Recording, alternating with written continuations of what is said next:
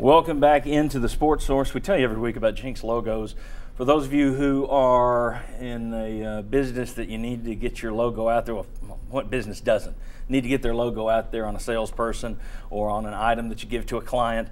Or if you have a high school, if you have a connection to a high school sports team, right now the folks to call Jenks logo, they do custom everything. Bob, if we can get a shot of Bob over here, I'm messing up. Look at Cruz, our brilliant director. I throw him curveballs and he has it covered. That is a Jenks logo shirt that he's wearing. Hold up that Anderson County. They do custom shirts, custom designs for you, all kinds of hats. They even have pink for the ladies. They have, or whoever. They have Anderson County. Bob, I think that's yours. They have custom hats with the Mavericks logo. Even says AC Football on the back. And this one's really cool. You got Anderson, you get Mavericks on the front, Anderson County in raised letters on the back, and you can't see this, but even on the inside, it goes around saying Anderson County Mavericks. They're out there. And custom stuff, beautiful stuff, great stuff, wonderfully priced stuff. Jenks logos. Get in touch with them. Jimmy Andrews will take care of you, your school, your business. Holler at him this week. All right. We have mentioned this numerous times on this show. We pointed it out on Mr. SEC this year as well, that over the last 2 years, not a single FBS team other than Tennessee this season has lost its entire starting offensive line and its entire starting defensive line. 125 schools, which means over 2 years, that's 250 schools. Tennessee's the only one. And to be honest with you, I'm sure it's happened in the SEC at some point. I can't remember. Ball State, 1948 is the only time this has ever happened. It might have been Sewanee, and that's why they left the league. But here's the thing. Are we overstating this at this point? There are people out there who are saying, don't tell me they don't have experience. Some of these guys have played. Or is it still understated because, for gosh sakes, this is almost unprecedented? Overstated? Understated? It's understated by the fans. It's overstated by you and only you. Okay. No, I'm just kidding.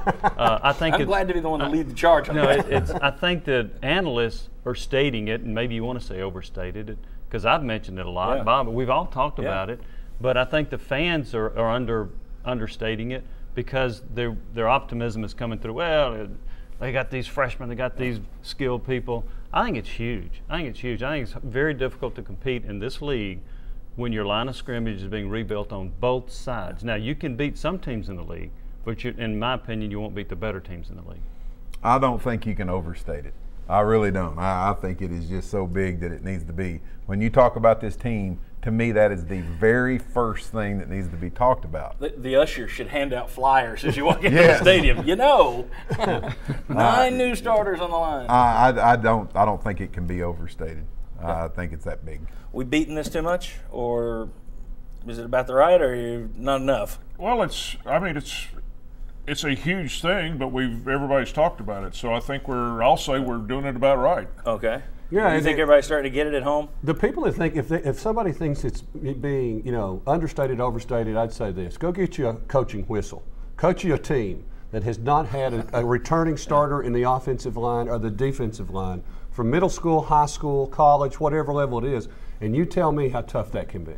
Yeah, I just think it's going to be. To me, that is the most important thing of the season. That is the biggest issue.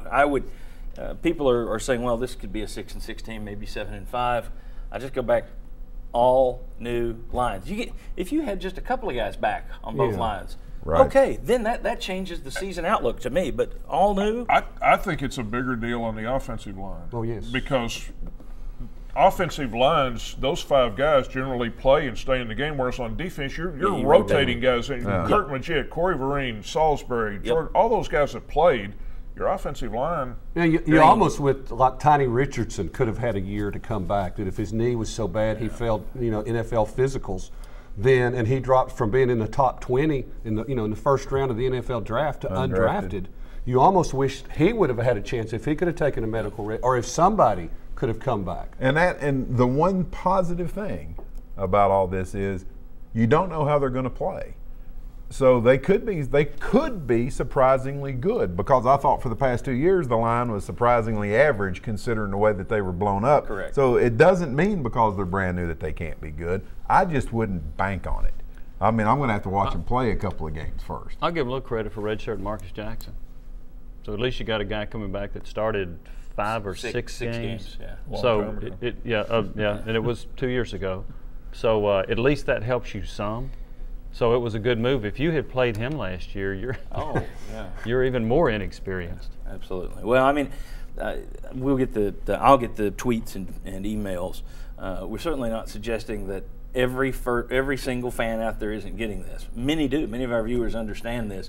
But there are a lot of people, from the folks I talk to, from the comment boxes that you read under Sentinel Story or something, you see there are a lot of people who just think, this is overblown, and I do not. I think I want huge red underlines under this, because when you watch those first couple of games and you're saying this is closer than it should be, just remember everybody's green out there on those lines. And you're not making excuses; you're just stating the facts. Yes, exactly. I mean, that's the bottom line on that. Yeah, it's not an excuse; it's a fact. All right, and then you hope for the best, like Bob said. You hope that there's a surprise. By game 3, you're sitting there going, "Wow, did everybody miss the boat on that? These guys are better than what you had last year." Yeah.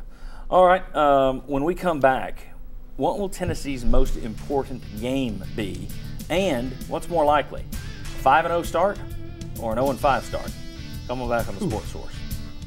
You are watching East Tennessee's first and only year-round sports talk show on television.